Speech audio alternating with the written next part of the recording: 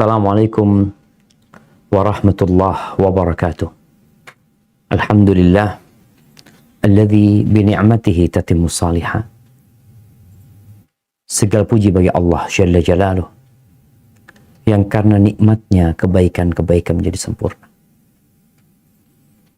Sampai hari ini kita masih melaksanakan puasa. Kita masih berada di bulan Ramadan, merasakan pintu-pintu surga dibuka, pintu-pintu neraka ditutup. Kita merasakan bagaimana setan-setan dibelenggu, sehingga kita benar-benar merasakan indahnya beribadah di bulan Ramadan. Allahumma salli wa sallim wa zid wa barik wa an'im ala sayyidina wa maulana Muhammadin wa ala alihi wa ashabihi ajma'in. Ya Allah, semoga salawat dan salam senantiasa Engkau curahkan untuk hamba kekasih-Mu, untuk baginda Nabi kita Muhammad alaihi salatu wassalam, untuk keluarga beliau, untuk istri-istri beliau, untuk putra-putri beliau, dan untuk seluruh sahabat Nabi. Semoga Allah meridhai kita bersama mereka. Amma ba'd. Ana rasa semuanya sudah berulang kali melaksanakan ibadah puasa di bulan Ramadan. Mungkin sebagian sudah 20 kali menghadapi bulan Ramadan. Mungkin sebagian sudah 30 kali. Tapi yang terkadang kita lupa adalah mengevaluasi. Dapat apa kita selama bulan Ramadan kemarin? Apa yang kita dapatkan? Rasulullah Sallallahu Alaihi Wasallam mengatakan ketika beliau mengaminkan doa Jibril, syaqiyun abdun adraka Ramadan thumma salakha min falam yughfar lah. Syaqi, sengsara seorang hamba. Siapa yang sengsara? Seorang hamba yang hadir di bulan Ramadan, kemudian selesai Ramadan, dosanya tidak diampuni. Terkadang sebagian kita, ya, ibadahnya hanya rutinitas. Bahkan sebagian di antara kita juga tidak mengagungkan Ramadan. Ahibati fillah, kalau benar kita beriman dengan hari akhir, kita beriman akan adanya hari kebangkitan, di mana semua yang kita kumpulkan dalam kehidupan dunia akan hancur, akan kita tinggal. Kita akan berada di satu tempat sendirian, tanpa ada yang menemani kecuali amalan kita. Maka tatkala ada keimanan itu, insya Allah kita akan benar-benar berusaha meraih kemuliaan bulan Ramadan ini. Bagaimana Rasul Sallallahu Alaihi Wasallam mengatakan, fihi lailatun khairun min alfi syahr. Di bulan Ramadan ini ada satu malam. Satu malam yang lebih baik dari 1000 bulan. Yang kerja di PZ Kasep, berapa lama dia akan bekerja? Mungkin kalau sampai pensiun 60 tahun. Kalau mungkin ada yang lebih, Masya Allah 65 tahun. Sedangkan kita bekerja satu malam kita bekerja, itu akan mendapatkan yang lebih baik dari seumur hidup antum semuanya di PZ Kasep. Dari semua hidup antum di sana. Yang tiap hari pagi berangkat kerja, Sore pulang, bersungguh-sungguh kerja. Dibandingkan dengan beramal di satu malam, lewat tuh semuanya. Allah Azza wa Jalla mengatakan Lailatul Qadri khairun min alfi syahr. Malam Lailatul Qadri itu lebih baik dari 1000. Kita gaji bulanan. Gimana kalau kita dikasih gaji 1000 bulan hanya untuk sebulan penuh beribadah? Sebulan bekerja dapat gaji 1000 bulan. Anda rasa semua orang yang berakal sehat akan berusaha bekerja keras untuk meraih. Tapi kebanyakan kita, orientasi hidupnya, ambisi hidupnya, hanya perut dan yang di bawah perutnya. Bas. Bulan Ramadan mengajarkan kepada kita bahwa ternyata perut dan yang di bawah perut sesuatu yang bisa dikontrol dan diatur. Kita dari sejak fajar terbit sampai sekarang nggak makan, nggak minum. Sampai nanti matahari tenggelam, kita juga masih bertahan. Bicara yang di bawah perut kita, kita tahu. Kita tahan syahwat kita dari istri kita sendiri. Sampai matahari terbenam. Tapi kenapa banyak di antara kita yang tidak dapat mengambil pesan dari Ramadan ini untuk menjadi insan yang bertakwa? Kalau ternyata engkau bisa meninggalkan makanan yang halal. Halal makanan itu. Siapa yang mengatakan kopi itu haram? Halal. Siapa yang mengatakan es buah itu haram? Halal. Tapi di siang hari bulan Ramadan engkau tinggalkan. Kenapa engkau mampu? Aku sedang berpuasa. Oh, berarti ternyata urusan perut dan yang di bawah perut ini bisa diatur sama kita. Kita bisa mengatur. Tapi kebanyakan kita diatur sama perutnya dan diatur dengan yang di bawah perutnya. Agar kita dapat meraih kemuliaan Ramadan ini, ada beberapa hal yang harus dilakukan. Yang pertama, tujuan harus jelas. Yang kedua, niat tak boleh bercampur. Yang ketiga, aturan main harus, ya syarat dan ketentuan harus dipenuhi. Kemudian kita harus tahu di mana letak hadiah-hadiah. Door prize-nya itu di mana. Dan yang kelima sebenarnya pelatihan yang tidak boleh putus. Bicara yang pertama, tujuan harus jelas. Apa sih tujuan kita hidup? Kalau kita melihat orang keluar dari perut ibunya, bayi orok, kemudian dibesarkan, dewasa, bekerja, menikah, punya anak lagi, terus tua, mati. Ada yang tidak sempat tua, baru umur 10 tahun udah mati. Ada yang belum sempat nikah, mati. Ada yang kaya, ada yang miskin. Ada yang jadi atasan, ada yang jadi bawahan. Apa sih sebenarnya tujuan hidup ini? Allah Azza wa Jalla berfirman di surat Al-Mu'minun ayat 115. Apa kata Allah Azza wa Jalla?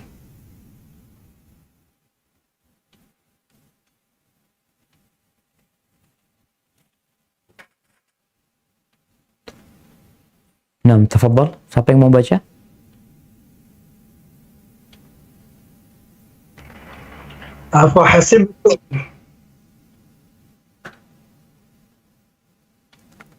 أفحسبتم أنما خلقناكم عبثا وأنكم إلينا لا ترجعون.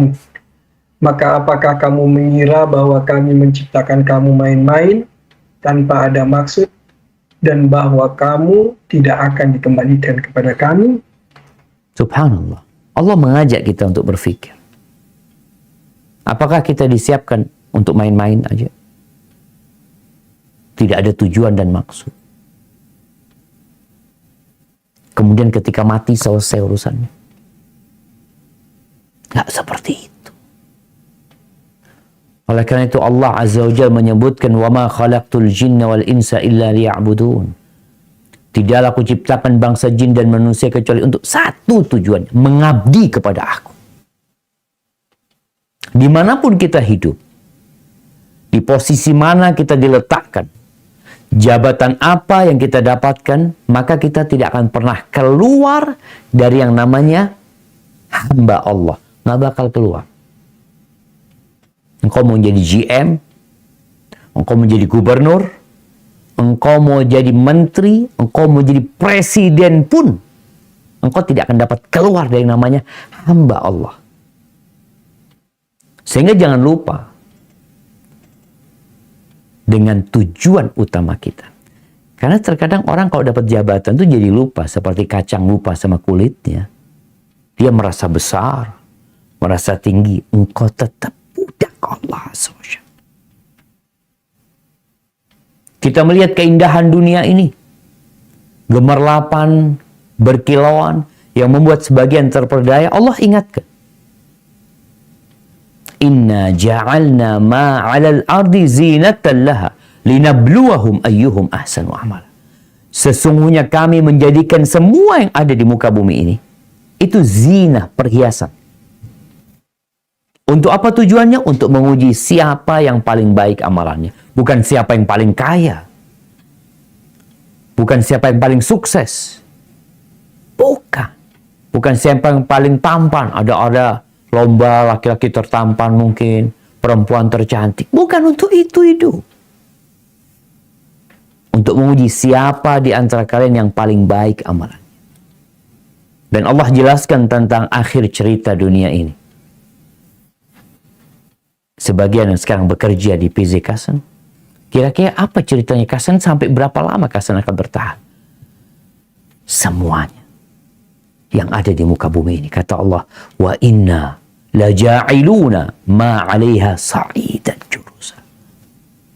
Dan kami benar-benar akan menjadikan semua yang ada di muka bumi ini debu. Debu. Maka jangan sampai kita lupa sama tujuan. Insya Allah kalau kita sudah punya tujuan, langkah selanjutnya mudah. Kalau bicara puasa, kenapa kita disyariatkan puasa? Ya Allah udah sebutin. La'allakum tattaqun. Agar kalian bertakwa kepada Allah. Allah juga udah sebutin tentang bagaimana ibadah ini. Yuridullah bikumul yusra. Wala yuridu bikumul usra. Allah nggak ingin kesulitan buat kalian, nggak ingin. Allah ingin kemudahan buat kalian. Subhanallah, puasa kemudahan. Ya. Ini kemudahan dari Allah Azza wa Jalla. Agar engkau menjadi manusia, tidak menjadi binatang. Apa beda manusia sama binatang? Akal. Mana binatang nggak punya akal. Manusia dikasih akal. Tapi kalau ternyata akalnya manusia tidak dapat digunakan untuk mengontrol perut dan yang di bawah perutnya, maka apa beda dia dengan binatang?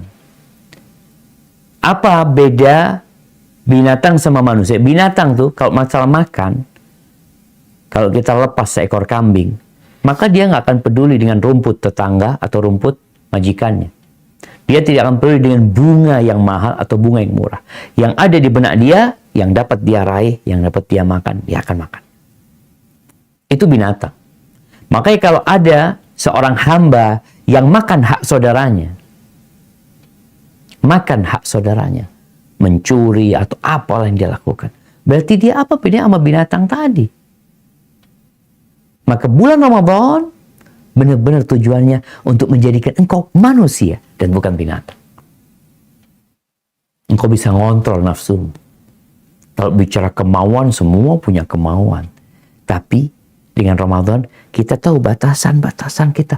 Oh, ini nggak boleh ternyata. Kenapa? Bukan milikku. Ini nggak boleh. Terus mana yang boleh? Yang ini yang boleh. Di bulan Ramadan kita lakukan itu. Kita menjadi manusia di bulan Ramadan.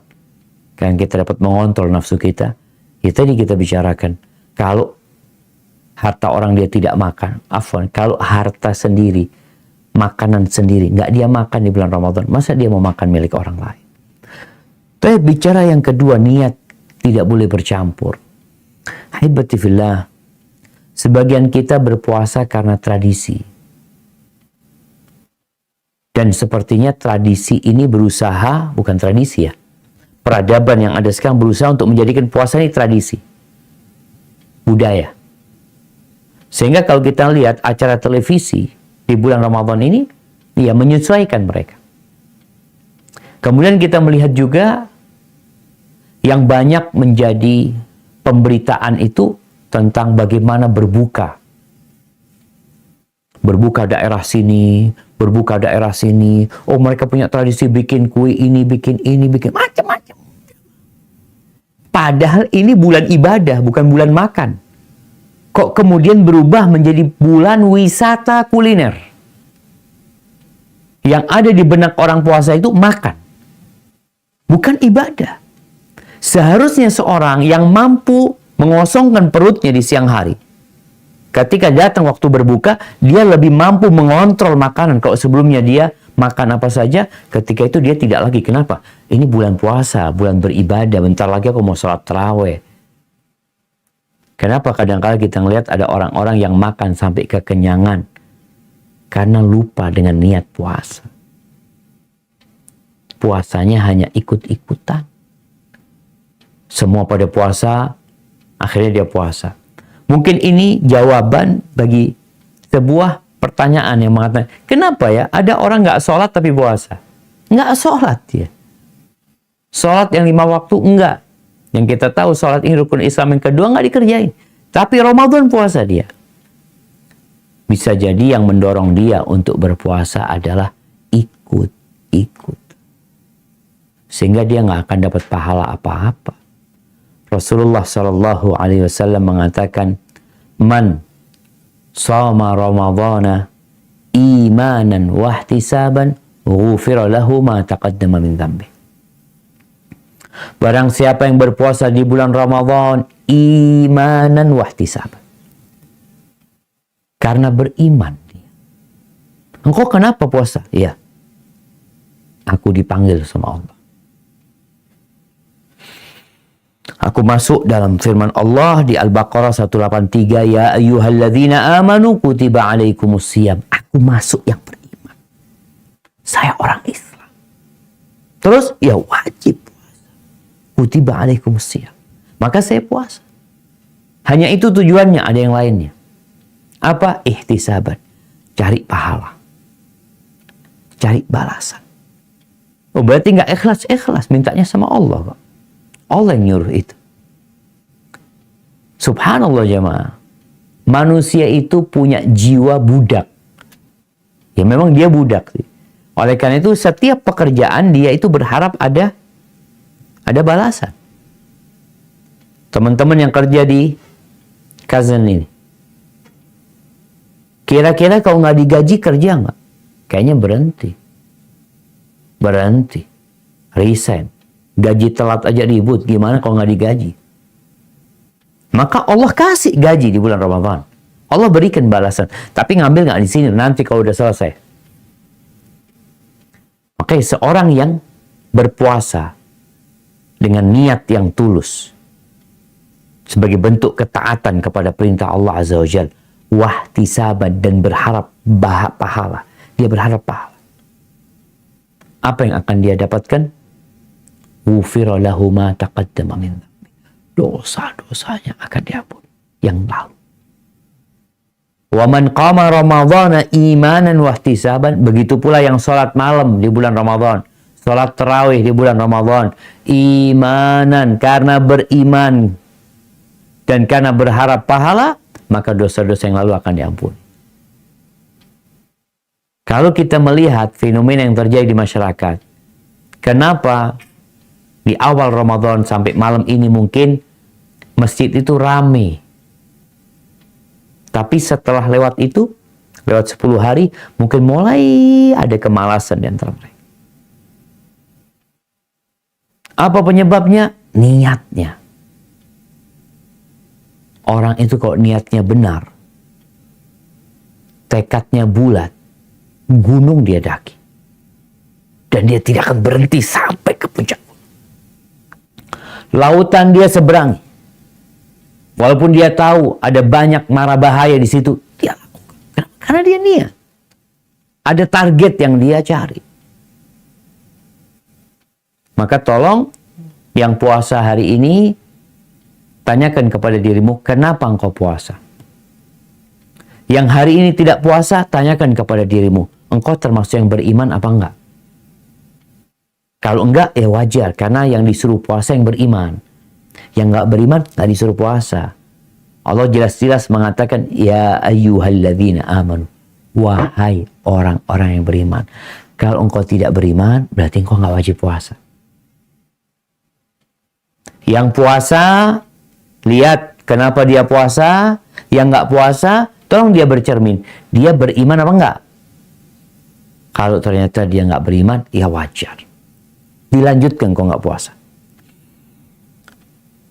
Kemudian ahibati fillah, yang ketiga adalah mengetahui syarat dan ketentuan.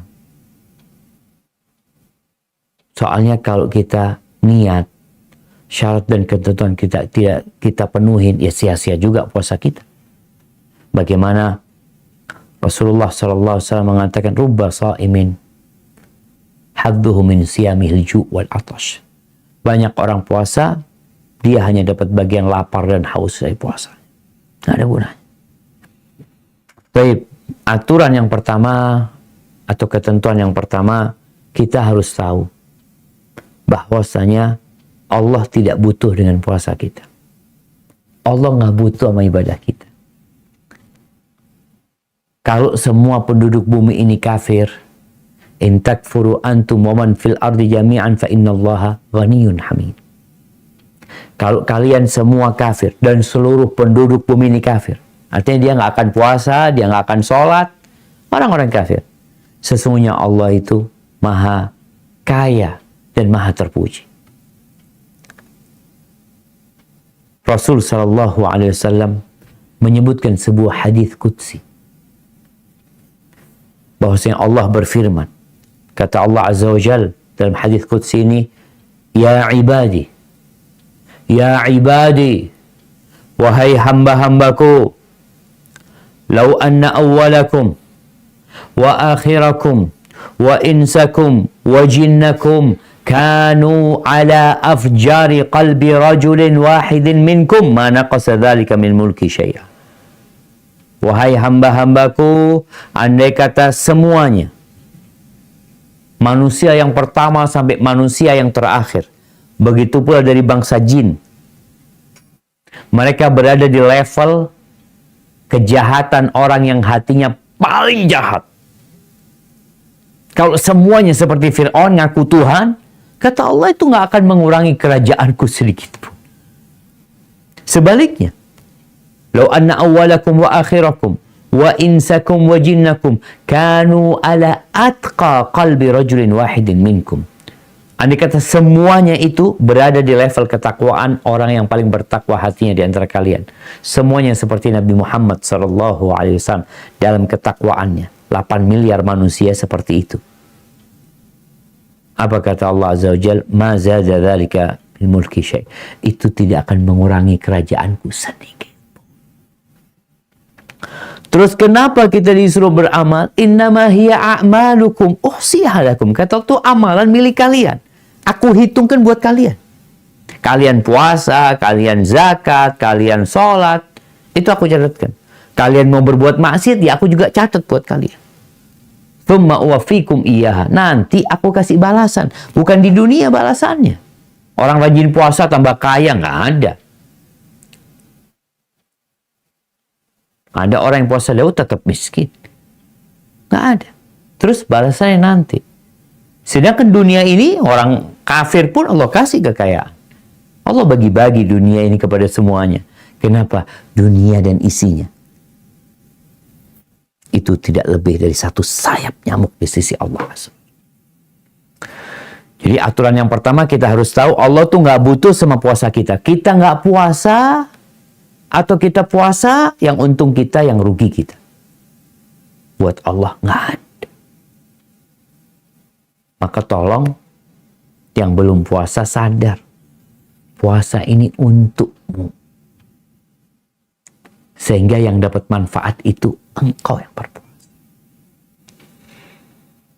Aturan yang kedua atau ketentuan yang kedua, wajib meninggalkan segala pembatal puasa. Makan, minum, bercinta dengan istri dari sejak fajar terbit sampai mentari terbenam dengan niat. Jadi niatnya itu sebelum fajar terbit kita harus niat puasa. Niat inilah yang kemudian akan menjagain kita.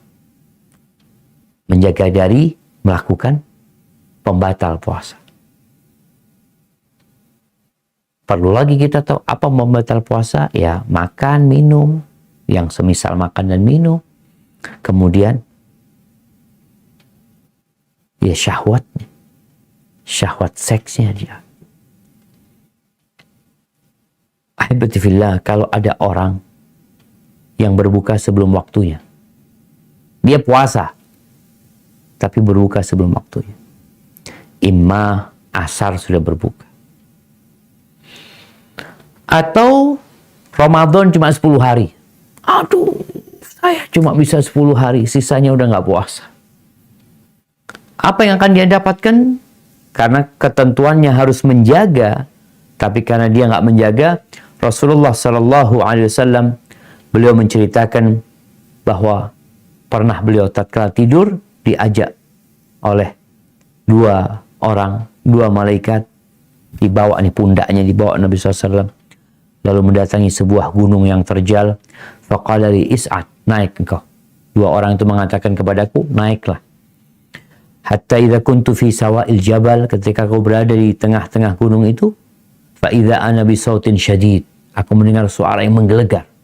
Aku bertanya, ma hadhil aswat, suara apa ini? Qala hadza uwa'u ahlin nar, itu suara lolongan penghuni neraka. Disiksa penghuni neraka, bukan berteriak lagi. Teriakannya itu seperti lolongan serigala atau anjing yang dipukulin. Oh, na'udzubillah. Tsumantalaqa bi, lalu aku diajak lagi untuk berjalan. Fa idza ana biqaumin mu'allaqina bi'araqibihim. Tahu-tahu aku melihat ada banyak orang yang sedang digantung terjungkir di mata kakinya. Terjungkir. Musyaqqaqatun ashdaquhum tasilu ashdaquhum daman. Pipi-pipi mereka itu sobek-sobek. Ngalir darah yang keras. Lalu aku bertanya, man haula? Siapa orang-orang ini? Siapa nih mereka nih? Maka kata Nabi SAW, haula alladzina yuftiruna qabla tahillati saumihim. Mereka adalah orang-orang yang berpuasa lalu berbuka sebelum waktunya. Hadis riwayat Ibnu Hibban. Maka tolong aturan yang kedua dijaga. Jaga niat. Jangan ikut-ikutan. Insya Allah kuat engkau. Banyak pekerja keras mengatakan nggak mampu puasa. Engkau memang nggak niat. Kalau niat, engkau akan sahur. Dan sahurnya juga akan diakhirkan. Karena memang tahu kerjanya berat, dia akan makan makanan yang bergizi. Kenapa? Aku bekerja. Jangan sampai akhirnya dia berbuka sebelum waktunya. Ketentuan yang keempat, Allah memberikan keringanan buat yang sakit, buat yang musafir, hamil, wanita hamil, menyusuin, orang yang tua dan tidak mampu berpuasa, maka dia boleh tidak berpuasa. Dengan catatan, kalau orang tua yang sepuh, orang yang sakit tidak pernah diharapkan sembuh, maka dia cukup membayar fidyah. Tapi kalau yang sakit, yang musafir, maka dia perlu mengganti puasanya nanti di hari-hari yang lainnya. Ketentuan yang keempat, menjaga lisan, menahan emosi, dan meninggalkan perbuatan bodoh. Jadi bukan cuma nahan makan dan minum, tapi juga menahan nafsu untuk marah. Nabi SAW mengatakan, wasiyamu junnah. Puasa adalah perisai Wa idza kana yaumu shaumi ahadikum, apabila salah seorang sedang berpuasa, fala yarfuth, jangan ngomong kotor. Wala yaskhab, jangan teriak-teriak mencela. Sampai dalam kondisi diajak berantem sama orang yang puasa ini nahan diri. Wa fa in sabbahu ahadun aw qatalahu, kalau ada yang mencaci maki dia, ada yang membuli dia atau menantang dia berantem, hendaklah dia menjawab inni shaim, inni shaim. Dia katakan aku sedang puasa, aku sedang puasa. Dan Nabi alaihissalatu wasallam mengatakan man lam yada qaula zur wal amala bihi wal jahl falaysa lillahi hajatun fi an yada'a ta'amahu wa syarabahu. Barang siapa yang tidak meninggalkan ucapan dusta, beramal dengan kedustaannya, serta melakukan tindakan kejahilan, dia puasa tapi dia tidak meninggalkan ucapan dusta, perbuatan dusta, tindakan kebodohan, maka kata Allah falaysa lillahi hajatun fi an yada'a ta'amahu wa syarabahu. Allah enggak butuh dia meninggalkan makan dan minum. Butuhnya engkau jadi orang bertakwa. Itu yang ditujukan dari puasa. Tapi sebenarnya Allah nggak butuh sama sekali. Tapi Allah mengatakan kepada kita bahwa mewajibkan puasa agar kita bertakwa kepada Allah Azza wa Jalla. Kemudian ketentuan yang kelima, banyak-banyak sholat malam. Yang bekerja shift malam mungkin nggak bisa sholat malam, sholat tetap. Nggak harus berjamaah di masjid. Perbanyak amal soleh. Apalagi membaca Al-Quranul Karim. Apalagi kalau bacanya ketika sholat. Sholat malam, aku nggak hafal Quran, Ustaz, tafadhal. Kau pegang Quran, kau baca Quran. Sehingga kau bisa sholat lebih lama, tidak seperti biasanya. Ini di antara aturan yang perlu dilakukan. Dan kita tahu bulan Ramadan, syahrul Ramadan alladzi unzila fihi al-Quran. Bulan diturunkannya Al-Quranul Karim. Kalau kita melihat Rabi' bin Sulaiman, muridnya Imam Syafi'i, dia mengatakan Imam Syafi'i biasa menghatamkan Al-Quran dalam sebulan sebanyak 30 kali. Artinya di bulan Rajab, bulan Sya'ban 30 kali. Wa idza dakhala Ramadan, kalau beliau masuk bulan Ramadan, beliau menghatamkannya 60 kali. Disebutkan selain yang beliau baca dalam sholat. Itu yang dibaca aja 2 kali. Bagaimana dengan kita jemaah? Mau meraih kemuliaan Ramadan. Syahrul Ramadan alladzi unzila fihi al-Quran. Bulan yang diturunkan Al-Quranul Karim, tapi kita nggak berusaha untuk membacanya, memahaminya, mentadabburinya. Kemudian, ya sedekah. Perbanyak sedekah. Mau raih kemuliaan, Masya Allah, ini amalan di bulan Ramadan dilipat gandakan, diberkahin sama Allah. Dan kita tahu ada yang wajib, ada yang sunnah. Selesaikan dulu yang wajib, kemudian yang sunnah. Orang punya kewajiban zakat, keluarkan zakat yang wajib. Setelah itu baru engkau laksanakan yang sunnah. Dan Nabi SAW mengatakan, man fattara sa'iman falahu mithlu ajri. Barang siapa yang memberi buka kepada orang yang berpuasa, niscaya dia akan mendapatkan seperti pahala orang yang puasa tadi. Sama. Artinya kita kalau ngasih berbuka 10 orang puasa, Masya Allah, dapat pahala 10 orang yang berpuasa.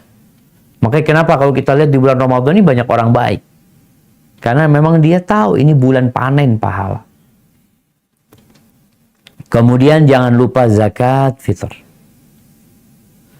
Karena Rasulullah SAW mewajibkan zakatul fitr tuhratan lis-sha'im minal lagwi war rafath. Untuk menyucikan puasa orang ini dari kata-kata kotor dan kata-kata yang sia-sia. Wa tu'matan lil masakin, dan untuk memberikan makan kepada orang-orang miskin. Kemudian segerakan buka dan akhirkan sahur. Jadi seorang muslim yang puasa ketika bekerja itu lebih fokus. Nggak ada alasan, oh capek Ustaz, ngantuk, puasa tadi malam, sholat tarawih, ini itu. Puasa itu pengaruhnya kepada orang, dia semakin fokus. Kalau engkau gagal fokus ketika bekerja, nggak bisa semangat, bisa jadi penyebabnya bukan puasa, tapi kurang tidur. Ada tradisi dan budaya yang menyebabkan engkau akhirnya ketika bekerja tidur ngantuk. Jadi bukan karena puasanya, tapi karena tradisi dan budaya dia. Kemudian nih, kalau punya pekerja di rumahnya diringankan. Jam kerjanya diringankan ya. Sebagai nasihat para salafus saleh tentang meringankan pekerjaan orang-orang yang bekerja dengan dia di bulan Ramadan. Kemudian jamaah, jangan berhenti sebelum garis finish. Ini aturannya. Kenapa? Karena kalau engkau berhenti di tengah jalan nggak dihitung. Jadi didiskualifikasi. Didis kata mereka. Ya udah, kenapa? Loh, engkau seharusnya sampai akhir. Kau cuma tengah jalan mau minta hadiah. Padahal puncak dari Ramadan ini adalah 10 hari terakhir, di mana Rasulullah SAW beriktikaf mencari Lailatul Qadar. Ini kalau ingin hasil yang lebih bagus, ya berusaha untuk iktikaf. Kecuali orang yang punya kontrak kerja, nggak bisa dia meninggalkan kerjaannya, maka terpaksa dia tetap banyak-banyak ibadah walaupun di tempat kerjanya. Kemudian jamaah, ya bicara, kita harus tahu hadiah-hadiahnya. Gimana sih? Karena orang kalau tahu ada door prize, ada hadiah, dia semangat. Maka tolong belajar. Di mana hadiahnya? Tiap malam, kata Nabi SAW, walillahi utaqa, ada orang-orang yang dibebaskan dari api neraka. Itu tiap malam. Bahkan tiap hari, tiap siang dan tiap malam. Maka harapan kita bisa sungguh-sungguh. Doanya orang yang berpuasa dikabulkan oleh Allah Azza wa Jal. Kemudian ada pintu rayyan untuk orang yang rajin berpuasa. Kemudian ada 2 kegembiraan buat orang yang sedang berpuasa. Kegembiraan tatkala berbuka, kegembiraan tatkala berjumpa Allah Azza wa Jal. Maka hal ini akan mendorong kita untuk sungguh-sungguh berpuasa. Dapat tuh kemuliaan. Hanya butuh pembiasaan. Tapi jangan sampai puasa ya jadi kebiasaan yang tidak ada ibadah di dalamnya. Kemudian yang terakhir, pelatihan yang nggak boleh terputus. Makanya ini mungkin kita sudah kajiannya telat. Harusnya kajiannya sebelum Ramadan. Supaya kita dapat meraih. Nabi SAW di bulan Sya'ban itu puasa hampir full. Sebagai bentuk mengagungkan bulan Sya'ban. Karena pada waktu itu amalan diangkat. Dan mempersiapkan diri untuk masuk bulan Ramadan. Kalau kita nggak punya pelatihan terhadap puasa, biasanya malas orang ketika puasa, jadi ngantuk ini itu. Barakallahu fikum. Itulah beberapa hal yang semoga kita dapat laksanakan dalam meraih kemuliaan bulan Ramadan. Kurang lebihnya mohon maaf. Mungkin kita masuk ke sesi tanya jawab. Anda kembalikan ke kami Fakhri. Jazakumullah khair.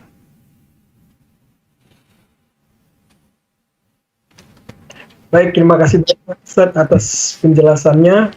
Alhamdulillah teman-teman, silakan bila ada yang mau ditanyakan bisa dituliskan di kolom komentar.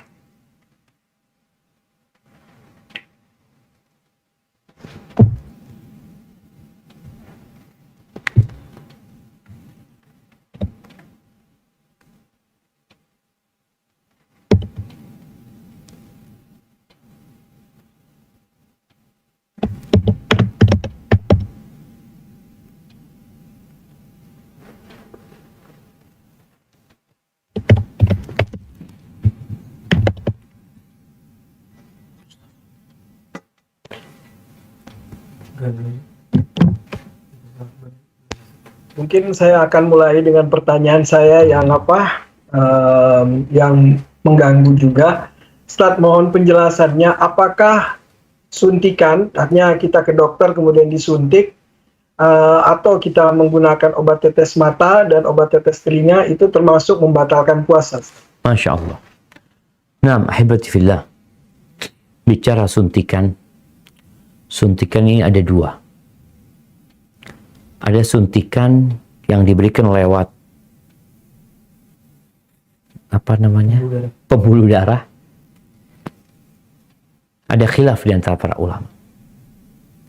Ana lebih condong yang mengatakan membatalkan. Kalau suntikannya itu lewat pembuluh darah, karena ada air, ada apa yang dimasukkan di sana. Tapi kalau suntikan itu di bawah kulit saja, selama suntikannya itu bukan untuk suntikannya bukan untuk membuat orang itu jadi nggak lapar ya, ini itu, maka insya Allah nggak ada masalah. Bagi suntikan-suntikan obat ya yang di bawah kulit, insya Allah aman. Penggunaan obat tetes mata, obat tetes telinga, insya Allah juga tidak membatalkan puasa. Yang berbahaya adalah obat tetes hidung. Kalau sampai ke tenggorokan maka akan membatalkan puasa. Karena Nabi SAW memberi nasihat apabila engkau sedang beristinsyak, yaitu menghirup air, jangan berlebihan.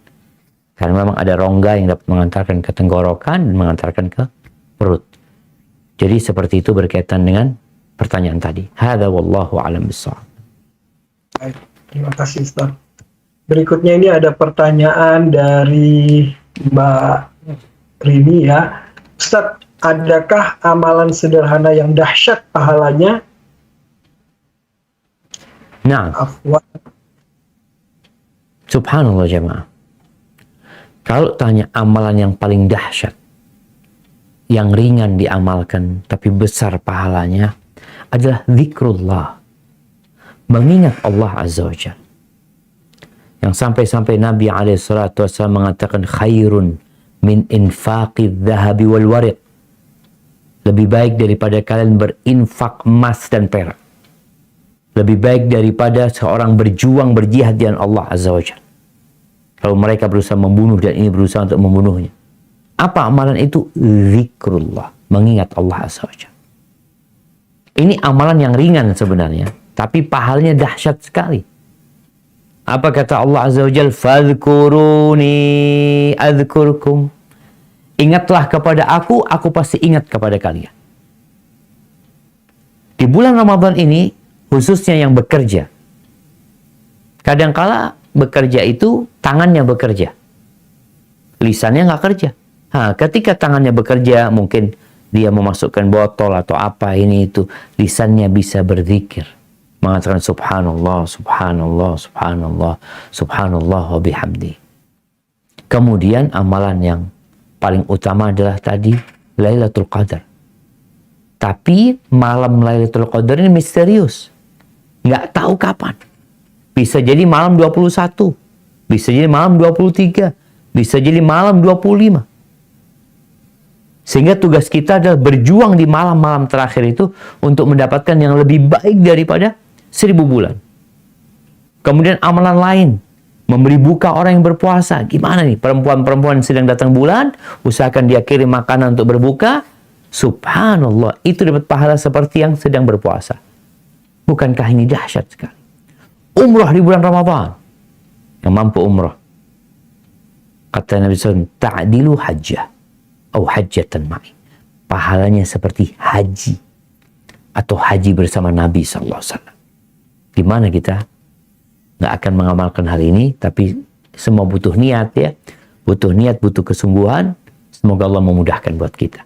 Hadza wallahu a'lam bishawab. Baik. Selanjutnya dari Ulia Zahratun Nisa. Assalamualaikum Ustaz. Ibu hamil dan menyusui yang tidak berpuasa, apakah harus mengganti puasa atau cukup bayar fidyah? Terima kasih, jazakallahu khair. Ingat, buat ibu hamil dan buat ibu yang menyusui, kedua orang ini wajib berpuasa kalau mampu.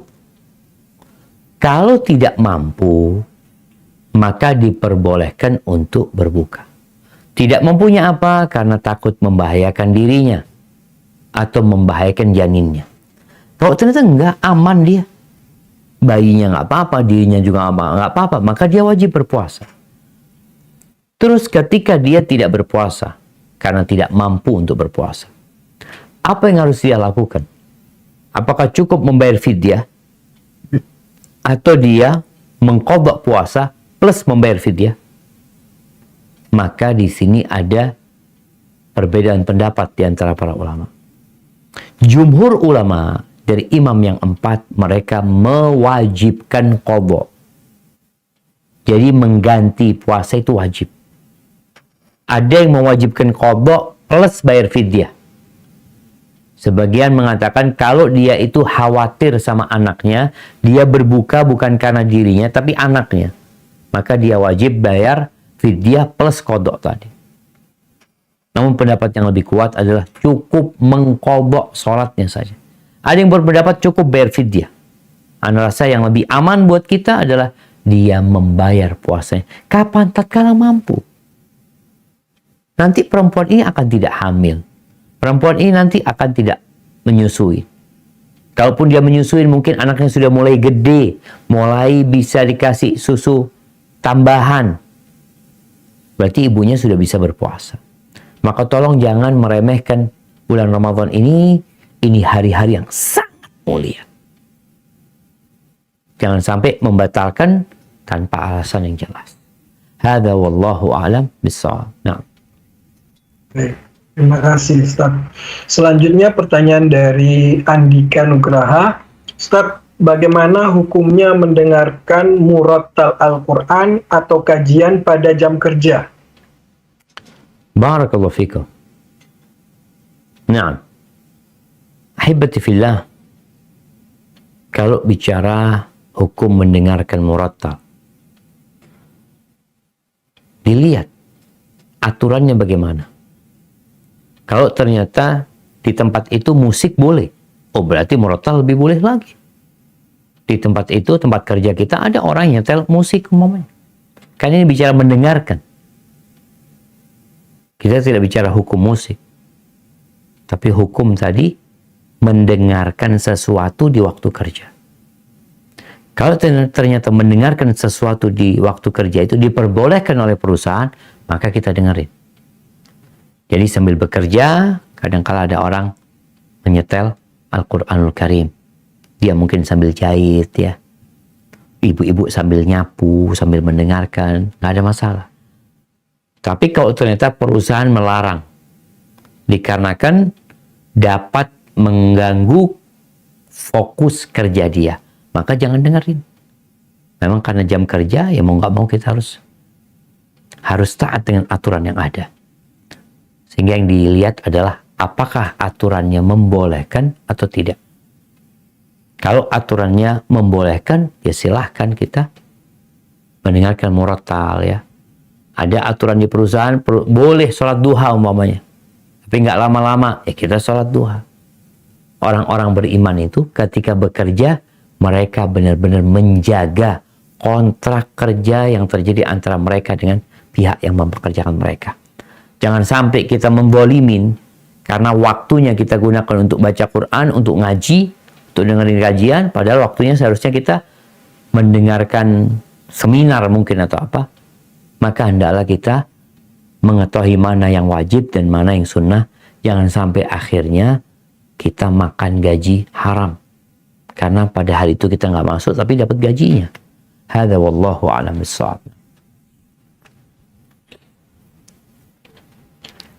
Baik, selanjutnya terima kasih Ustaz ya. Pertanyaan berikutnya dari Pak Iskandar. Assalamualaikum Ustaz, Ana mau tanya, saat Ramadan karena perjalanan pulang kita jadi tertunda salat maghrib. Apakah saat kita jamak salat maghrib bisa kita lakukan setelah salat isya dan tarawih? Jazakallah khairan. Masya Allah. Naam. Barakallahu fikum. Ya ahibati fillah, ingat Allah mengatakan hafidhu ala salawat was salatil wusta wa qumu lillahi qanitin. Jagalah salat-salat kalian. Secara khusus jagalah salat pertengahan, salat asar. Jangan sampai kita ini salat semau kita. Sedangkan Allah Azza wa Jalla mengatakan inna salat kanat 'alal mu'minin kitaban mawquta. Salat itu kewajiban yang waktunya sudah ditetapkan dalam agama kita. Tapi ada rukhsah. Ketika nggak mampu salat pada waktu itu, boleh jamak. Zuhur sama asar, maghrib sama isya. Bagaimana cara menjamaknya sekarang? Ketika kita telat, imamnya sudah salat isya.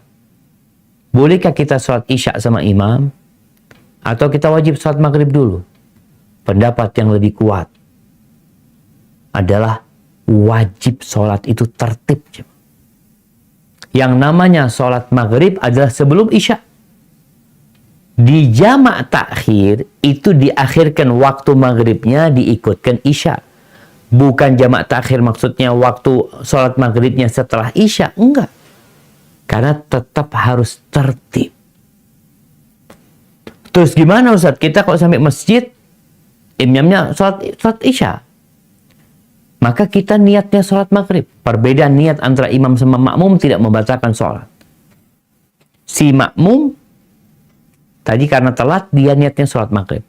Lalu terus gimana? Maghrib kan 3, ini isya 4. Ya, yang pertama, engkau bisa nanti ketika rakaat ketiga, imamnya berdiri, engkau duduk tasyahud.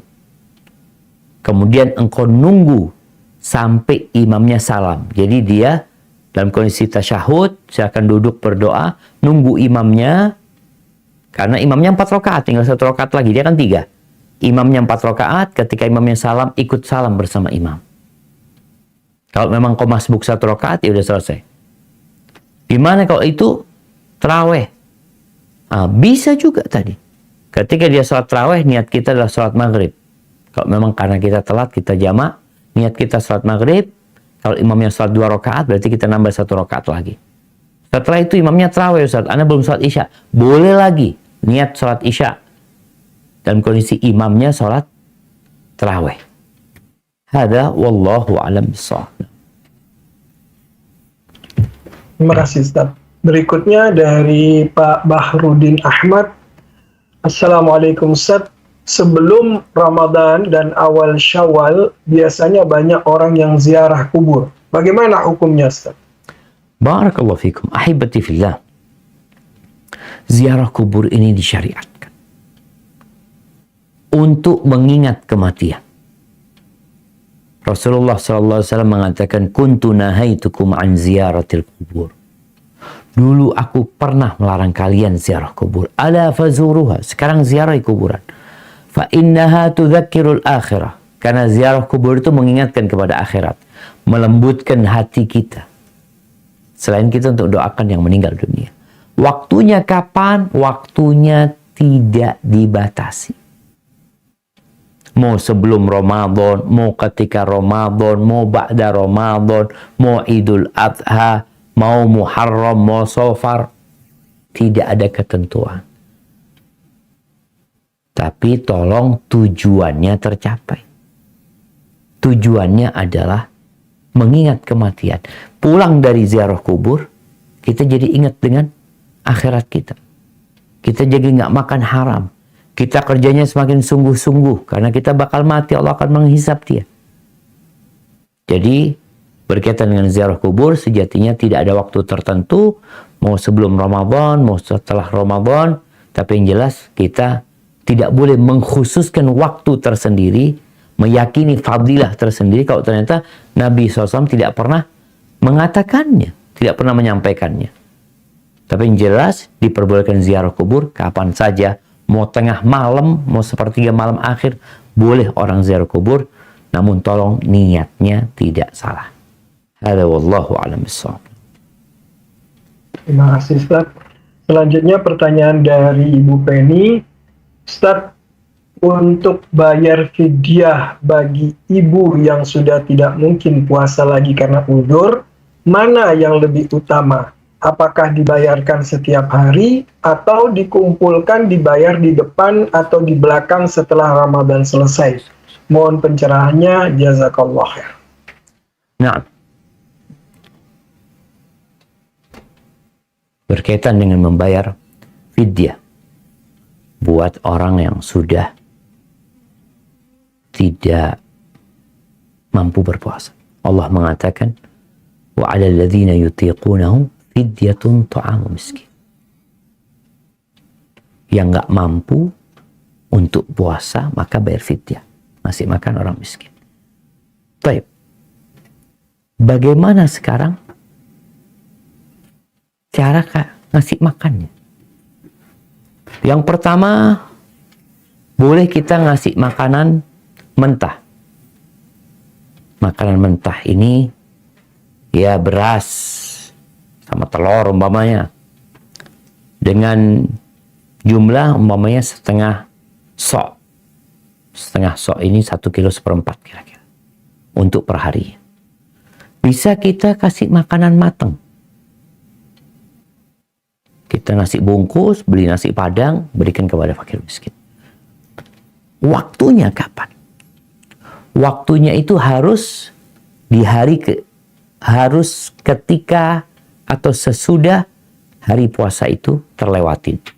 Jadi nggak boleh kita bayar umpamanya, ini menurut pendapat yang lebih kuat ya. Kalau kita maunya tanggal 15 nih. Tanggal 15 kita mau kasih makan 30 orang. Nggak, jangan. Tanggal 15 atau tanggal 8 hari ini, engkau kasih makan buat 8 orang. Kasih makan untuk 8 orang. Kemudian, kalau ternyata 15 hari, ya udah kasih makan yang hari sebelumnya. Jadi bayar fidyah itu nggak boleh untuk hari yang selanjutnya, tapi untuk hari yang sebelumnya. Walaupun di mazhab Abu Hanifah diperbolehkan membayar untuk yang sebelumnya. Tapi lebih hati-hati kita bayar yang sesudahnya. Kalau ternyata udah bayar, Ustaz, awal Ramadan itu sudah ngasih makan 30 orang. Ya, menurut pendapat yang kuat nggak sah ngasih fidyahnya. Kapan? Nanti di akhir Ramadan.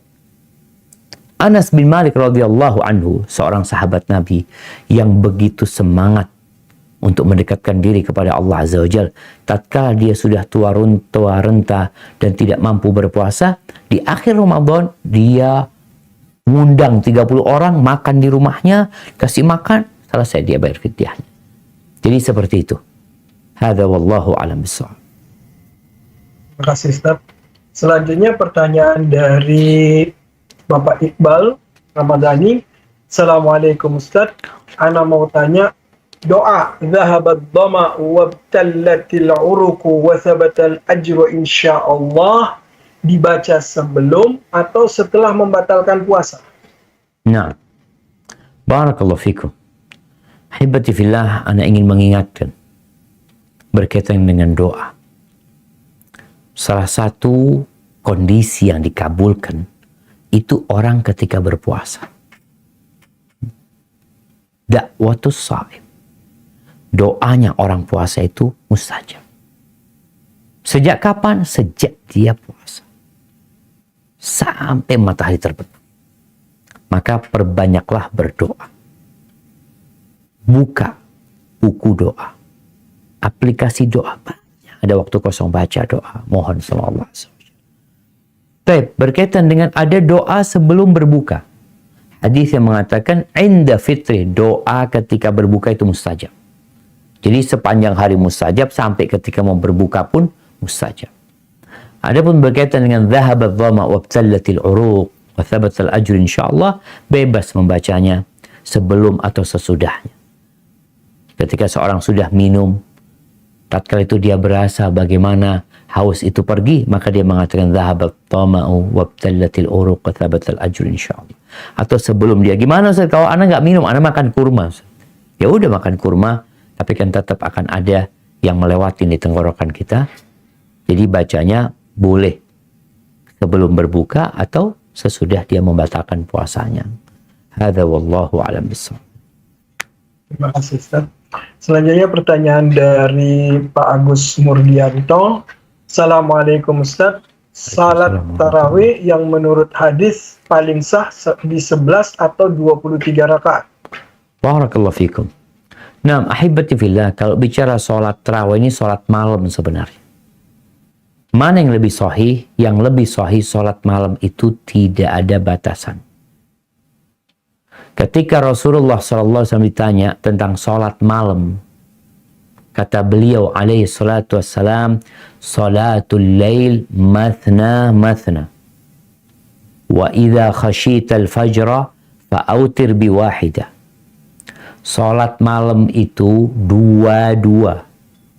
Kalau engkau takut subuh, tutup dengan witir 1 rakaat. Hadis ini dijadikan sandaran oleh para ulama tentang tidak ada batasannya salat malam. Adapun Nabi SAW, Aisyah menceritakan bahwa Rasulullah SAW tidak pernah sholat malamnya itu di bulan Ramadan atau di luar bulan Ramadan lebih dari 11 rakaat. Nggak pernah. Ini Nabi SAW. Dan kita tuh bacaan Nabi SAW 1 rakaat kadangkala sampai 5 juz. Tapi ketika Aisyah mensifati, bukan membatasi, harus segitu. Oleh karena itu di masa para sahabat Nabi, sholat tarawihnya ada yang 11, ada yang 23 atau 21. Ini menunjukkan bahwasanya memang mereka memahami 11 rakaat sholatnya Nabi SAW bukan batasan. Tapi itu kekhususan buat Nabi SAW, beliau seperti itu. Tapi beliau kadang-kala kurang. Kadang-kala sholat malamnya 9 rakaat, kadang-kala 7 rakaat, kadang-kala 5 rakaat. Jadi sesuai dengan kondisi. Jadi dua-duanya boleh, yang mau 11 silahkan, yang mau 23 silahkan, tapi jangan lupa ruh sholatnya ini. Ada orang sholat 23 rakaat, merasa lebih baik dari yang 11 rakaat. Belum tentu. Tadi kita sampaikan di awal bahwasanya tujuan hidup ini bukan banyak-banyakan amal, tapi baik-baikan amal. Jadi yang terbaiklah yang akan diterima. Oh, yang penting sholat. Jangan. Ada orang sholat masuk neraka. Bahkan Nabi SAW mengatakan, wa inna rajula la yusalli salata sittina sanah wa lam tuqbal lahu salat. Ada orang yang sholat selama 60 tahun sholat, satu pun sholatnya nggak diterima. Sholat dia. Maka tolong kita berusaha untuk memperbaiki kualitas sholat kita. Kalau bicara jumlah, insya Allah yang 23 boleh, yang 11 boleh. Tapi jangan sampai yang 23 lebih cepat daripada yang 11. Kadang-kala kan ada apa ini? Yang 11 belum selesai, yang 23 udah selesai. Kadang-kala bacaannya terlalu cepat, sehingga yang dikejar itu adalah kuantitas, bukan kualitas. Yang dikejar adalah bagaimana sampai 23 rakaat. Seharusnya yang dikejar adalah bagaimana sholatnya khusyuk diterima oleh Allah SWT. Hadza wallahu a'lam bissawab. Nah. Barakallah. Selanjutnya pertanyaan dari Bapak Lius Yuryanto. Assalamualaikum Ustaz, Ana mau tanya, jika membayar makanan dengan kartu kredit bagaimana hukumnya? Jazakallah khair. Barakallahu fikum. Ahibati fillah. Ya. Ana tidak terlalu paham dengan kartu kredit. Ana nggak pernah punya kartu kredit. Tapi yang Ana tahu, Allah mengatakan wa ahallallahu al-bai' wa harrama riba. Allah menghalalkan jual beli, Allah menghalalkan jual beli, mengharamkan riba. Rasul sallallahu alaihi wasallam melaknat yang makan riba, yang ngasih makan riba, yang mencatat, yang jadi saksi, terlaknat. Kartu kredit ini ada ribanya enggak? Oh Ustaz, kartu kredit ini kalau bayarnya tepat waktu nggak ada ribanya. Kalau nggak salah gitu ya.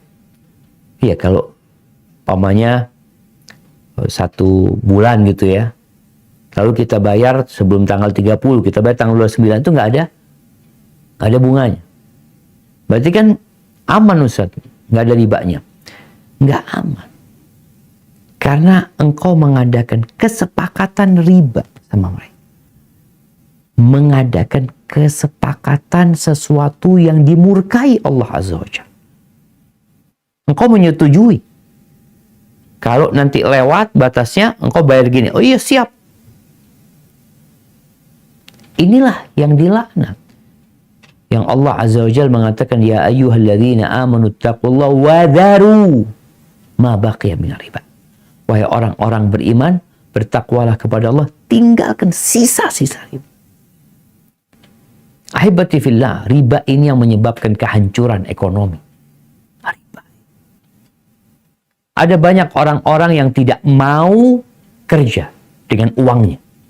Tapi dia mau uang itu beranak. Gimana uang bisa beranak tanpa bekerja? Ya riba ini. Orang yang punya modal besar didepositokan uangnya ini itu. Dipinjamkan sana, pinjamkan sini supaya beranak tuh uang. Maka semua yang modelnya ya utang piutang, ada keuntungannya tadi, ada kelebihannya, itu adalah riba. Sehingga kalau bicara yang menggunakan kartu kredit bukan cuma buat beli makanan ya, mau beli makan, mau beli baju, beli apa, Yang jelas kartunya itu riba. Engkau punya akad riba di sana, maka segera engkau ambil gunting, lalu digunting tuh kartu kreditnya. Selamat tinggal. Semoga Allah meridai kita. Hada wallahu a'lam bishawab. Barakallahu. Ustaz, maaf ada yang tertinggal tadi. Pertanyaan dari Ibu Ika Diah Rahmawati. Pak Ustadz, apakah ada syariat dalam Islam melakukan acara mekengan yang identik membuat kue apem saat menyambut kedatangan bulan Ramadan? Apa itu namanya? Mekengan. Mekengan. Bikin kue apa? Kue apem. Kue apem. Masya Allah. Nah, ahibati fillah. Ke belakang ini kita melihat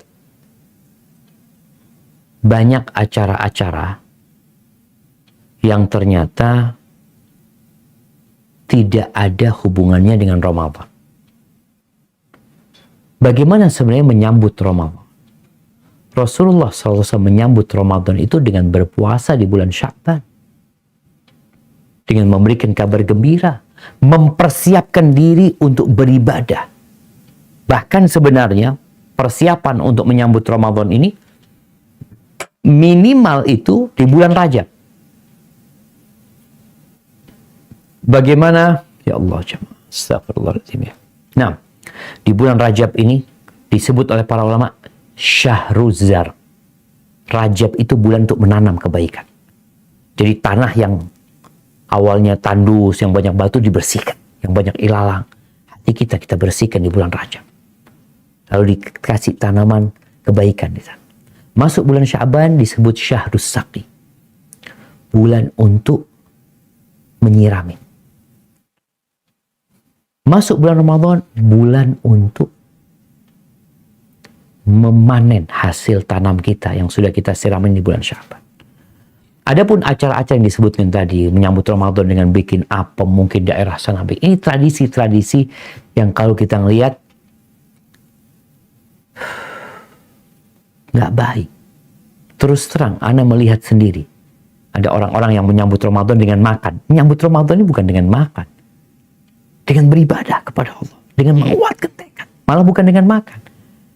Orang-orang yang menyambut Ramadan dengan acara makan ini itu, sebagian mereka, Ana lihat sendiri, nggak puasa.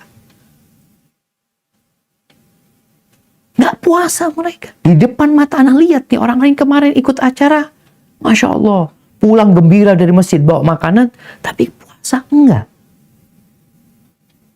Maka kita harus melihat, gimana sih sebenarnya Nabi Muhammad SAW menyambut Ramadan. Apa yang beliau persiapkan, apa yang beliau sampaikan kepada para sahabatnya ketika masuk awal Ramadan. Jadi kemuliaan bulan Ramadan ini bagaimana menyambutnya, ini yang mungkin kita perlu belajar lagi. Sehingga kita tidak disibukkan dengan tradisi-tradisi yang ternyata esensinya itu nggak ada kaitannya dengan Ramadan gitu. Hadza wallahu a'lam bishawab. Barakallahu fiik. Selanjutnya dari pertanyaan dari Bapak Sahabuddin. Assalamualaikum Ustaz, mau tanya, kalau kita ke masjid, katanya ada 2 yang dibawa ke masjid, dan ada juga 2 yang dibawa pulang. Hal 2 tersebut apa Ustaz? Masya Allah. Kalau bicara 2 hal yang dibawa ke masjid, Ana baru dengar juga. Wallahu a'lam bishawab ya. Ketika orang berangkat ke masjid, dia itu membawa niat yang kuat. Dia berangkat ke masjid, satu langkah itu diangkat derajatnya. Dihapuskan dosa. Ketika dia masuk masjid, ya, dia menunggu sholat. Ada malaikat akan bersolat kepada dia.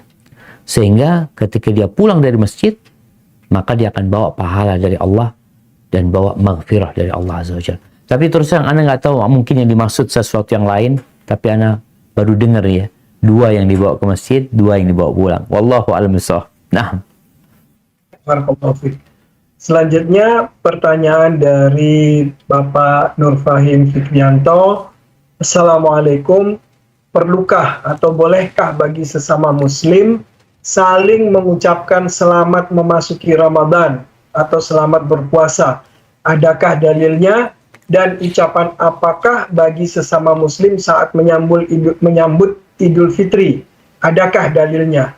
Nah, barakallahu fikum. Nah, ahibati fillah. Berkaitan dengan ucapan selamat. Di sini para ulama berusaha untuk mendudukkannya. Apakah ucapan selamat ini masuk ibadah atau tradisi dan budaya? Yang lebih kuat menjadikannya sebagai budaya, ucapan selamat itu. Sehingga tidak ada ketentuan kata-kata yang harus diucapkan. Kalau ibadah, berarti harus ada dalilnya tadi. Apa sih yang harus diucapkan? Tapi tatkala dimasukkan kepada budaya, maka tidak masuk dalam ibadah yang diperlukan dalil. Namun yang dijadikan sandaran ucapan selamat di bulan Ramadan ini adalah sabda Nabi SAW. Nabi itu kalau masuk bulan Ramadan beliau mengatakan, Atakum Ramadan syahrun mubarak. Telah datang kepada kalian bulan Ramadan, bulan yang penuh dengan berkah. Lalu beliau mengatakan, Tuftahu fihi abwabus sama atau abwabul jinan, pintu-pintu surga dibuka, pintu-pintu neraka ditutup, setan-setan dibelenggu. Di dalamnya ada satu malam yang lebih baik dari 1000 bulan. Yang kehilangan kebaikan malam itu, maka dia kehilangan keberuntungannya, orang yang terhalang dari kebaikan. Di sini para ulama mengatakan bahwasanya hadis ini sebagai landasan ucapan selamat tadi. Bahwasanya boleh kita Nabi mengucapkan selamat akan hadirnya bulan Ramadan. Isi ucapan itu bebas sebenarnya. Tapi kalau isinya motivasi, itu akan lebih indah lagi. Seperti ucapan selamat Nabi SAW. Mama dikatakan selamat Ramadan ya, Ramadan nih, bulan yang berkah. Jangan lupa untuk cari Lailatul Qadar. Jangan lupa untuk bersungguh-sungguh beribadah. Seperti itu. Adapun Idul Fitr juga kembali karena ini dimasukkan kepada tradisi ucapan selamat ini, maka bebas, tidak ada kata-kata tertentu yang sudah ditetapkan nggak boleh keluar dari sana. Yang diriwayatkan oleh Imam Ahmad ya, tentang yang ditanyakan kepada Imam Ahmad tentang orang yang mengatakan ketika Idul Fitri mengatakan taqabbalallahu minna wa minkum, ada masalah gitu loh. Ini sudah biasa terjadi, mereka mendoakan taqabbalallahu minna wa minkum, atau kita mengatakan minal aidin wal faizin. Tapi ingat, buat orang yang puasa, kadang-kala nih orang nggak puasa juga minta diucapin taqabbalallahu minna wa minkum. Di Indonesia ucapan minal aidin wal faizin ditambahin dengan ucapan mohon maaf lahir dan batin. Sebenarnya minal aidin wal faizin artinya bukan mohon maaf lahir dan batin. Dan ini juga perlu diluruskan. Ada orang yang minta maaf sebelum Ramadan, ada yang minta maaf setelah Ramadan, Idul Fitri. Minta maaf itu jangan ditunda. Jangan berpikir, oh minta maaf itu Idul Fitri. Minta maaf itu ketika berbuat salah dan ketika engkau bertobat kepada Allah Azza wa Jalla. Jangan nunggu Idul Fitr. Dan juga tidak ada kekhususan Idul Fitri sebagai tempat untuk memohon maaf. Setelah perjuangan yang panjang di bulan Ramadan, disinilah muncul ucapan minal aidin wal faizin. Semoga termasuk orang-orang yang kembali, orang-orang yang sukses. Atau ucapan taqabbalallahu minna wa minkum, semoga Allah menerima dari kami dan dari dirimu. Bukan mohon maaf lahir dan batin. Tapi kalau memang engkau punya salah sama fulan, maka katakan aku mohon maaf. Aku mungkin pernah menyakitimu. Jadi seperti itu berkaitan dengan ucapan selamat ini dimasukkan kepada tradisi dan budaya, itu yang lebih kuat, tidak dimasukkan dalam bab ibadah yang diperlukan ucapan khusus gitu. Hadza wallahu a'lam bishawab. Barakallahu. Selanjutnya pertanyaan dari Leni Permana. Assalamualaikum Ustaz, bagaimana hukumnya salat tarawih yang dilaksanakan di masjid tetapi karena sedang pandemi sekarang ini jadi salatnya memakai masker dan safnya tidak rapat? Jazakallahu khair. Barakallahu fikum. Naam, ahibati fillah. Memang kita itu dilarang ketika sholat untuk menutup wajah kita. Dan ketika sholat kita diperintahkan untuk merapatkan shaf kita. Itu hukum asalnya. Terus ada pengecualian. Tatkala orang sakit, pilek umpamanya, boleh tutup. Boleh tutup. Orang batuk, silakan tutup. Nggak di masa pandemi ya. Artinya ada hajat yang menyebabkan dia menutup. Begitu pula jarak soft umpamanya. Ketika ada yang membahayakan, ada orang di sebelah kita ini sakit, kakinya itu kena penyakit. Kalau kita rapat, kita bisa tertular dengan dia. Boleh kita jaga jarak? Boleh. Jadi yang terjadi di masa pandemi ini adalah pengecualian, keluar dari hukum asalnya.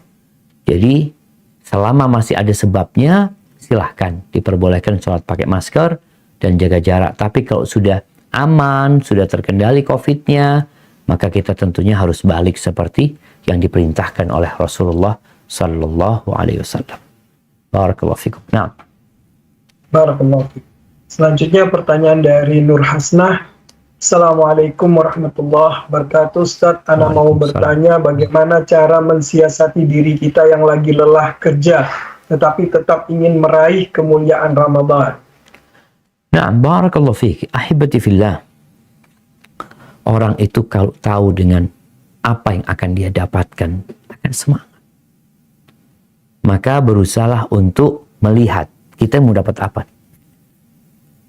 Orang kadangkala kalau sudah maunya, dia lupa dengan kantuknya.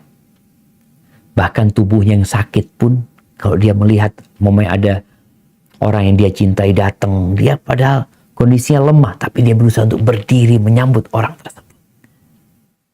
Karena kecintaan yang ada pada dirinya. Jadi, tolong dipelajarin lagi, ada apa di bulan Ramadan.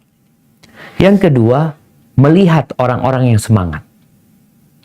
Membaca sejarah bagaimana para salafus soleh, bagaimana para sahabat Nabi, bagaimana para tabi'in menghadapi bulan Ramadan, bagaimana sholat mereka.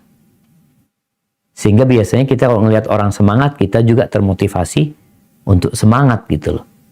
Tapi kalau kita kumpulnya sama orang yang malas, udah lagi lemes, kumpul sama orang malas, ya habis. Maka berusahalah tadi untuk mencari tahu tentang keutamaan-keutamaan Ramadan ini.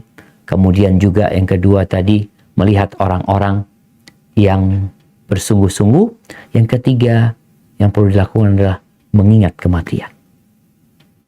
Orang itu kalau ingat mati, dia semangat. Dan dia akan berusaha untuk sungguh-sungguh beribadah. Mungkin ini Ramadan kita yang terakhir, kita nggak tahu. Mungkin kita juga nggak nyampe Lailatul Qadar. Maka yang ada di depan kita, kerjakan. Kemudian orang-orang yang kerja ini tolong ikutin sunnah. Sahurnya diakhirkan, berbukanya disegerakan. Yang banyak menyebabkan produktivitas seorang pegawai itu turun, yang menyebabkan dia itu lemes, nggak bisa fokus, itu bukan karena puasa, tapi karena kurang tidur. Maka tolong dihindarin begadang. Manfaatkan waktu semaksimal mungkin agar Ramadan kita bermakna. Hadza wallahu a'lam bissawab. Pertanyaan berikutnya dari Pak Sunarto. Assalamualaikum Ustaz, semoga Ustaz selalu sehat, amin. Saat puasa kita berwudu, apakah kita boleh melakukan kumur-kumur? Atau saya tambah dengan pertanyaan berikutnya, yaitu sikat gigi pada saat puasa, Ustaz. Nah, barakallahu fikum. Ya, ahibati fillah, berkaitan dengan kumur-kumur, nggak ada masalah. Berkaitan dengan pakai siwak, nggak ada masalah. Ustaz, sikat gigi sama aja dengan siwak. Yang penting jangan ditelan. Siwak itu ada rasanya. Ketika orang pakai siwak, adalah yang masuk ke tenggorokan, tapi sangat sedikit sekali. Ketika orang kumur-kumur, ada sisa-sisa air itu yang mungkin akan tertelan nantinya. Tapi kita tidak menelannya. Tapi bukan niat menelannya. Jadi insya Allah tidak membatalkan, tetap disyariatkan untuk kumur-kumur, kemudian istinsyak, menghirup air ke hidung itu juga disyariatkan dalam kondisi puasa, tapi jangan terlalu berlebihan sehingga masuk nanti ke tenggorokan nantinya. Pokoknya masuk ke hidung kemudian dikeluarkan kembali. Jadi sikat gigi diperbolehkan. Ada mungkin yang berpendapat sikat gigi itu dilarang setelah zawal, setelah masuk waktu zuhur. Kenapa? Karena aromanya orang yang berpuasa itu lebih baik dari misik. Jangan dihilangkan dengan sikat gigi. Aromanya orang puasa itu bukan dari mulutnya, tapi dari perutnya. Dan itu nanti akan wangi ketika kita menghadap Allah Azza wa Jalla. Kalau sekarang bau. maka silahkan sikat gigi, nggak ada masalah. Yang penting tadi jangan ada yang ditelan ya. Maksudnya kalau ada sisa-sisa karena air liur yang namanya kita kumur-kumur, kan basah mulut kita. Ada sedikit air yang mungkin tertelan tanpa sengaja dan tidak diniatkan, aman insyaallah. Barakallahu fikum. Barakallahu fiik. Ini ada pertanyaan, saya gabung aja ya supaya ini pertanyaan terakhir yang datangnya dari Pak Tovan dan juga Bu Puji ya, sekalian saya. Assalamualaikum warahmatullahi wabarakatuh. Ustaz, untuk ibu hamil yang kemudian berlanjut dengan waktu menyusui, apakah bisa membayar fidyah atau mengqadha saat sudah selesai waktu menyusu? Kemudian pertanyaan dari Ibu Puji yaitu, bolehkah main sosmed atau main game saat puasa? Nah, Masya Allah, barakallahu fiik. Nah, ahibati fillah, berkaitan dengan yang menyusui. Jadi kadang-kala ini hamil, kemudian dia lahiran, menyusui, meninggalkan puasa. Apa yang harus dia lakukan? Tetap dia wajib mengqadha. Kapan mengqadhanya? Ketika mampu. Ketika alasan dia nggak puasa itu telah hilang. Kalau bicara karena dia menyusuin. Terus gimana Ustaz? Kan lama menyusui. Menyusui itu 2 tahun. Tapi kondisi orang menyusui ini beda-beda. Di awal mungkin berat buat anaknya. Tapi nanti ada anaknya setelah 6 bulan, anaknya itu sudah ya ada makanan tambahan, ada susu tambahan. Maka disinilah sang ibu bisa mengqadha puasanya nantinya. Tapi gimana Ustaz kalau ternyata ketemu Ramadan belum mengqadha? Ya tetap dihitung utang. Nanti mengqadhanya di bulan Syawal di tahun selanjutnya. Karena memang dia meninggalkannya dengan alasan yang diperbolehkan oleh syariat. Jadi tetap jamaah melihat pendapat yang mengatakan wajib mengqadha itu lebih hati-hati ya. Lebih hati-hati. Karena memang kondisi orang yang hamil dan menyusui ini seperti orang yang sakit. Nggak bisanya itu temporary. Nggak selamanya. Hanya ada waktu ya mungkin setahun 2 tahun dia nggak mampu. Setelah itu dia mampu. Yang bayar fidyah itu adalah orang yang memang nggak mampu puasa lagi.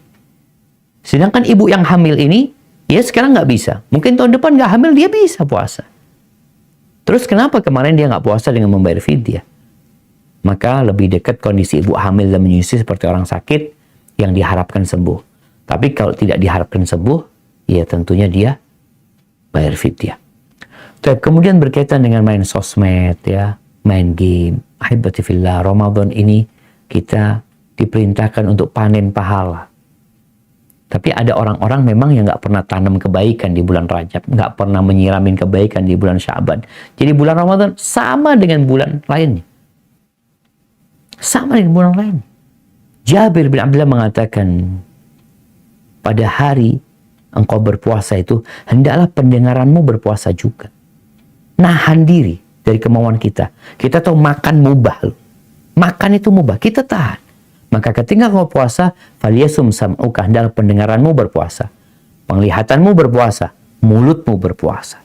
Kita disuruh berpuasa semuanya. Menahan diri namanya puasa itu. Jangan sampai hari puasamu sama dengan hari gak puasa. Kalau bicara sosmed, kalau ada perlunya engkau untuk melihat sesuatu yang berguna, tafadhol.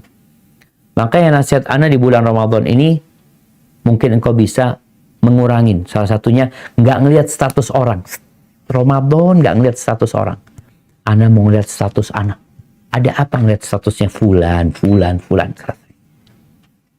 Engkau fokus melihat dirimu. Nggak usah ngurusin orang. Main game, tinggalin. Benar-benar bagaimana Ramadan ini kita membaca Al-Quranul Karim, berzikir, mengingat Allah Azza wa Jal, sebulan jamaah, pas syahr. Setelah itu kita nggak puasa lagi. Kita masuk ke bulan Syawal.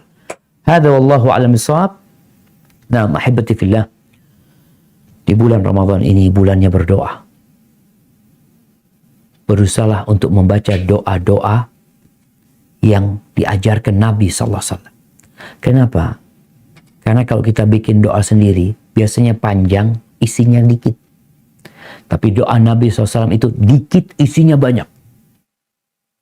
Di antara doa yang sering Nabi bacakan ketika bermajlis dengan para sahabatnya, beliau mengatakan, Allahumma qsim lana min khasyatika ما تحول به بيننا وبين معاصيك ومن طاعتك ما تبلغنا به جنتك ومن اليقين ما تهون به علينا مصائب الدنيا ومتعنا بأسماعنا وأبصارنا وقواتنا ما أحييتنا واجعله الوارث منا واجعل ثأرنا على من ظلمنا وانصرنا على من عادانا ولا تجعل مصيبتنا في ديننا ولا تجعل الدنيا أكبر همنا ولا مبلغ علمنا ولا تسلط علينا من لا يرحمنا سبحان ربك رب العزة عما يصفون وسلام على المرسلين والحمد لله رب العالمين.